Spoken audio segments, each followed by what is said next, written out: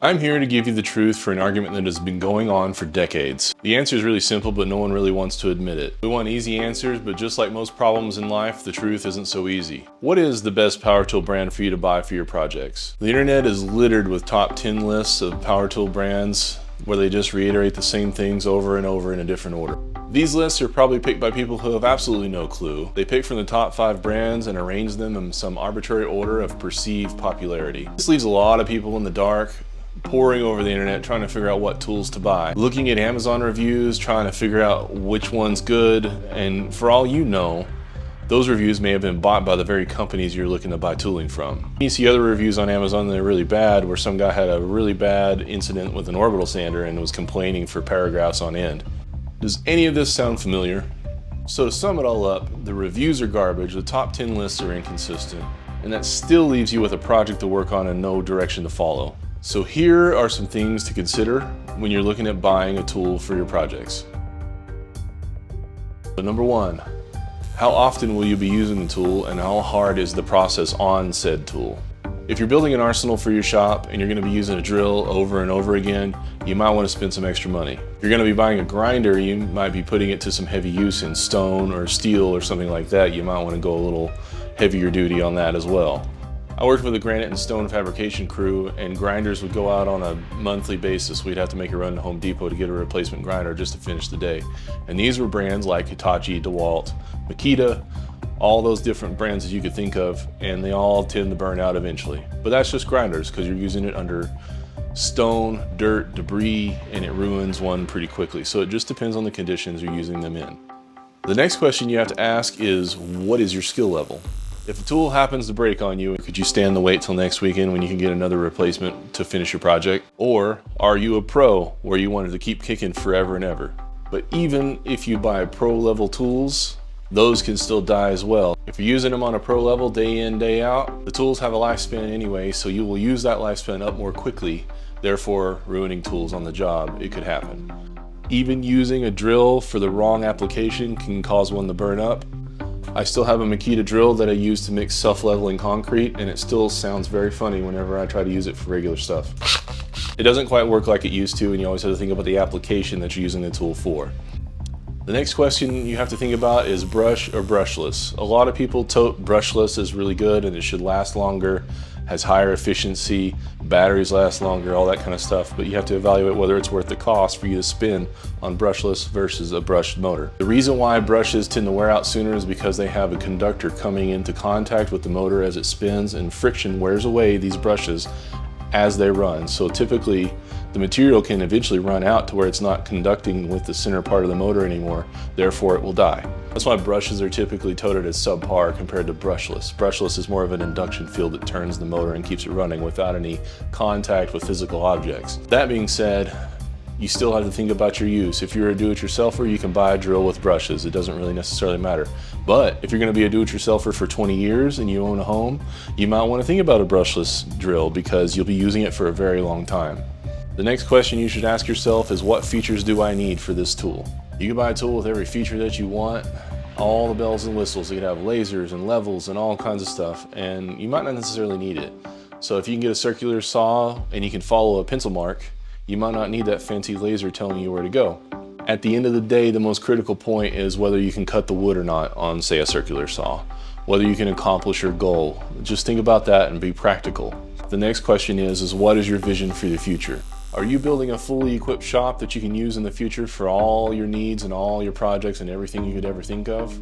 Are you trying to be a woodworker, a metal worker, an artist, a remodel specialist, a construction guy? What are your tools meant to accomplish over time? That is a very basic question that I follow for my shop. One of my main life goals is to make sure that my shop is completely outfitted to do anything and everything that I'd ever want. So if I think of an idea that I want to create, I have the facilities to accomplish it. It has taken me decades to get to the point where I am now, and it's pieced everything together, from hand-me-downs to scavenging finds to inheriting tools. I have Black & Decker tools from the 80s that my parents used. I have a Makita set that I bought when I remodeled my house. I have tooling that people were going to throw away. I have an inherited table saw. I haven't had to exactly buy all my tools, but you're always on the lookout for new stuff to get your job done. And so I have a vision of my shop to be fully outfitted by the time I'm retiring, hopefully. And you should think about that as well. Do you have a shop? Do you have a garage? What kind of storage do you have? All these are really great questions to ask. So the next question is can you buy cheap, use them till they die, and then upgrade your tooling as you go? Sometimes just getting started is the best thing you can do. I've had some tools from Harbor Freight that have survived for years. I've had a polisher, which is just basically a motor and 2 spindles for probably over 15 years. It still works, but it's from Harbor Freight. So when buying cheap tools, it's best to consider how many moving parts are in it. So if you've got a drill and a motor, it's just got one thing turning all the time, there's fewer mechanical parts that could go wrong. Case in point with that polisher, it's just a motor with 2 spindles on it. There's not a lot that could go wrong. The motor could burn up. Fewer components that are at risk when using it all the time. As a general rule for Harbor Freight, the one thing you want to do is buy the warranty when you purchase a tool. Seen and heard of people buying tooling at Harbor Freight with a warranty and take it, bring it back, take it, bring it back, take it, bring it back. They replaced it a handful of times before their job was done, and they only spent 20 bucks on a tool. So you can kind of manipulate the system, and I don't know if it's necessarily the most honest thing you can do, but they offer the warranty for a reason, so you might as well use it if you need it. That being said, with all of your decision making and all of your weighing out, buying cheap tools are always a gamble. You could always lose. Now we can move on to the arguments for buying expensive tooling. The first question I have for you is, can you buy 2 of the cheap tools for the price of 1 expensive tool? This is where you got to think about your costs and think about if you're willing to pay more for 2 cheap tools versus buying 1 expensive tool up front. How afraid are you of the tool breaking and how often are you going to use it? It reflects back on the entire list of questions we've asked before. And yet another question that reflects back on your future plan for your shop. How long are you planning on keeping your tools? Is it just for a job, or will you keep it forever? And just as I said before, personally, I've been building my arsenal for decades. When going to the big box stores or even a professional tooling store, you always have the same brands to choose from. You got your DeWalt, you got your Makita, you got your Milwaukee, got your Hitachi, you got your Bosch, you got your Festool. Which one is the best? And the answer to that is, it depends. And just as we've said, the top 10 lists are absolute garbage. And if you browse Reddit, you'll find a whole list of people with lots of opinions on what their best tooling is and lots of suggestions, and they all are inconsistent as well. No one can agree on one thing. There is no decisive brand. But my recommendation is when you're looking at an upper level tooling brand is that you look at your tooling in general as in tiers. At the lower level, you have your Walmart, you have your Hart, and possibly your Black & Decker, those types of brands. On your medium level, you have your Ryobi and your Rigid, which are at the big box stores, they're house brands. Then on the next level, you have your tooling that everybody argues over. It's a DeWalt, it's a Makita, it's a Milwaukee. All those kinds of brands are here. And then above everything else, you have your Festool. And the only reason I say they're above everything else is because they tote themselves as a quality brand and their prices reflect that. I think it's more of a luxury brand than anything, but technically there are 4 tiers of tooling that you can look at. If you disregard Festool, most of the top tooling brands are about the same. Now they might make some duds, they might have some quality issues on one tool on one day in August, you never know, and somebody might have that bad review for an orbital sander from DeWalt.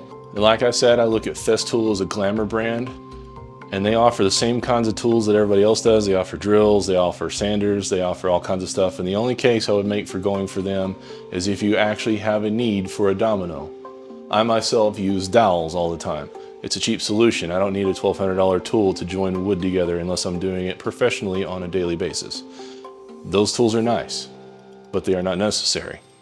The one thing I would say when considering the high level tools like DeWalt and Makita, Milwaukee, all those guys, is does one tooling brand offer a cheaper version of a router versus the other brand?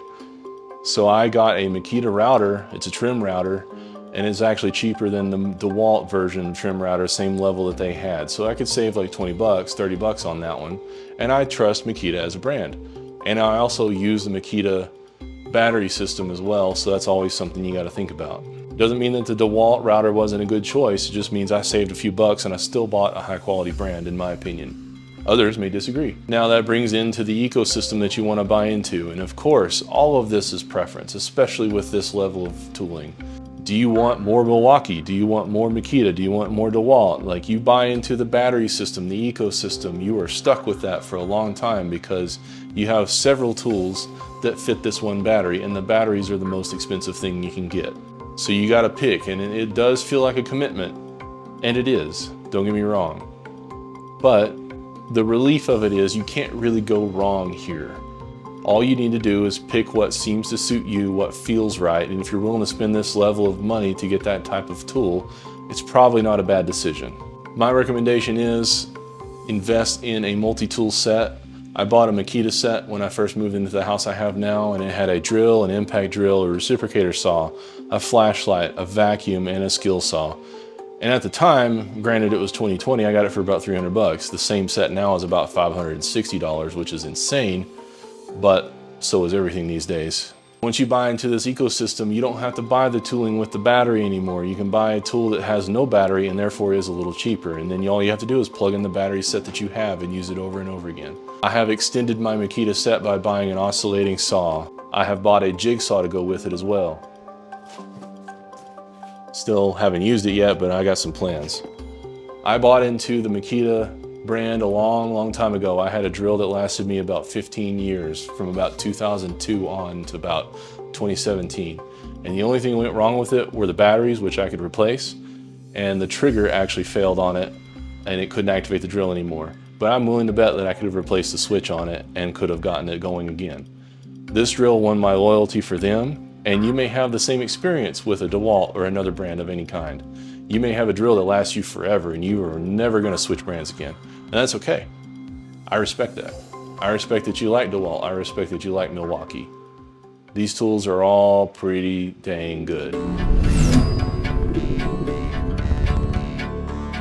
The brand loyalty doesn't necessarily matter. You can argue all day and it becomes a Ford Chevy argument. It becomes a Makita Milwaukee DeWalt argument. It becomes all kinds of stuff. And yes, some tooling brands specialize in certain things. Like I say, Milwaukee has the largest variety of tooling that you could ever get. They even make plumbing supplies. Like they have an auger with a 7/8 snake on there that the plumbers use on my house, and it's the only one that works to clear the roots out of the pipe. So I don't think Makita, DeWalt, or any other big guys make anything like that. I've looked for it, they don't have it. I think Rigid is the only other one that makes a plumbing snake that large and that robust.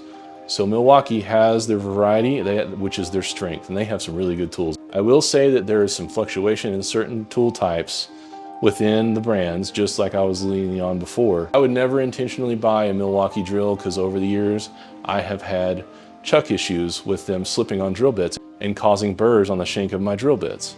Now the Makita drill that I had starting in '02 was excellent. It never let go, it never slipped, I didn't have any problems with it. This one from 2020 isn't quite as good as the original one was from the early 2000s. So even the same brand can have quality issues that drift and or designs that change and things that could go wrong or be just slightly less quality than they used to be. And that's okay. It hasn't really hindered me on my projects. It's just something that I've noticed and I'm slightly annoyed with. Doesn't mean it's a bad drill either. And it doesn't mean that Milwaukee hasn't improved their chucks until later. I do have another one. I do have a Milwaukee drill that I inherited from somewhere, and this chuck does slip. I know that for a fact, but it's an older generation too. Other Milwaukee tools I have are a Milwaukee grinder and corded drill, which I had to use to boost the performance from mixing that self-leveling concrete that I almost ruined my Makita drill on.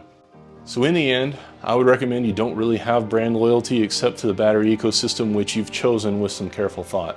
The reality is that it's not really a mistake whichever way you decide to go, and it is all a crapshoot. Companies hire new people all the time for their manufacturing floors. Companies get bought out all the time and then quality can wane as well. Craftsman is owned by somebody else these days, although some of their quality stuff has stayed the same. Some people need to chime in on that if they've had experience with that. Black & Decker is owned by DeWalt, and I would argue Black & Decker back in the 80s used to be the primo source of all the quality tools. As Black & Decker has gone on over time, they've gotten worse. Walmart started selling Black & Decker tools, all that kind of stuff, and that was kind of a marker for them becoming a cheaper tool. In the hierarchy of the corporation that is DeWalt, do you think Black & Decker's prioritized, or do you think their flagship brand is prioritized? So quality is going to wander based on the tiers within the same company, and quality is going to wander within companies getting bought out, traded over, trading out people, and even a good company can fluctuate in quality from day to day if something slips through the system and gets shipped out to be sold by Amazon or Home Depot. It can happen, I promise. So another reason it's a crapshoot is that reviews are unreliable. You can't trust what people are saying on the internet these days. Everybody's opinionated. Everybody has one tool that went wrong, one tool that went well. It's hard to discern the difference between these things. There is no discernible real truth because everything is kind of an amalgam of quality and design issues and all that kind of stuff, and you just have to commit. Some cheap brands I would avoid would be the Heart brand out of Walmart. I've heard horror stories about those guys. Granted, if you have a day project and you want to spend money on a drill, then you can get it done, but I wouldn't recommend keeping it forever. The reality of all this is sadly that you have to become the expert for yourself. You have to make your own choices.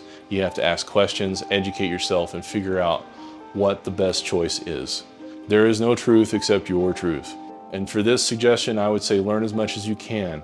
I would go to Home Depot and handle the tools, see what feels best, see what color you like. If you're a red guy, buy Milwaukee. It doesn't really matter too much. You will know what your preference is by holding the tool, and that will tell you a lot. Now, there is some quality difference that I've heard stories about where if you go to a professional tooling store and not a big box place like Lowe's or Home Depot, the quality can be a little better. Some of these corporations, I have heard stories about how they demand cheaper products so they can sell them for cheaper to the masses versus the store that has professional tooling doesn't have the clout to ask for cheaper prices. So some brands will cut quality corners in order to sell to Home Depot because they want their business. Whereas for the professional tooling guys, they just buy it at whatever price retail that they can get. So if you're looking for longevity and high quality tools and you're willing to spend a little extra money, a professional tooling store might actually have better quality of the same brand that could be at a larger store. It's a sad state of things, but I have heard stories and I believe that sometimes it's true. Not always. But that being said, you shouldn't be scared to go to Home Depot or Lowe's. They probably have just plenty of good stuff anyway. I have never had any really bad luck buying any of these brands from Home Depot, Lowe's, Amazon, any of those places. The only one in the history of tooling that I had a problem with was, say, Ryobi, and I think they've actually increased their quality over time because some people swear by them these days. I can't fathom why, but because I had a bad experience with a Ryobi drill, I won't ever buy one again. Now, they may have absolutely redeemed themselves, but I don't know that I'll give them a chance because that's my personal experience. Others may have great experience with them. As we sum all this up, just remember, you are your greatest resource. You need to educate yourself. You need to go to these places. I would highly recommend going to a professional tooling store and talking to the guys behind the counter. They might seem gruff at first, but if you get them talking, they really like tools. There's a reason why they work there. They have a lot of knowledge, and if you're asking them for something they're passionate about, they'll probably share with you. You might hit a few duds, but these guys are willing to share, and I've gotten a lot of great information over the years from people who work in these places and specialize in selling tools all day. And yes, they're trying to sell you tools, and yes, they'll probably lead you to the higher quality items, but I've had a lot of honest feedback from guys who work in places like this, and I would highly suggest it. I don't know how many people working at Lowe's and Home Depot would actually have this knowledge to share with you. Hi there. Is there a project you're working on? I know more than you. All right. So it would be a high risk going there for sure. You are your greatest resource. You need to educate yourself, and if you are a maker or a do-it-yourselfer or anything else, your life will only get easier if you learn a lot from these tooling choices you have, make a decision, and maybe brand loyalty doesn't necessarily matter as much as you thought it would. The only reason I can contribute to having brand loyalty is your own personal, subjective choice and the battery ecosystem which you've committed to already. Those are the only things I can think of. So keeping that in mind, happy researching. Post your questions in the comments. I'll be happy to answer anything that you have. I would love to have some feedback from people who've used different brands. We'll have to see. People get pretty passionate about their tooling. I aim to try and educate people on YouTube. I'm hoping to share real information from things I've learned throughout my life and help people as best I can. If you're looking for other videos I'm making, I have another video about how to think like a machinist for your woodworking, and I also have videos on how to read calipers and micrometers and all kinds of stuff like that. So check them out. Go see what else I've got. Thanks for watching, and I hope to see you next time.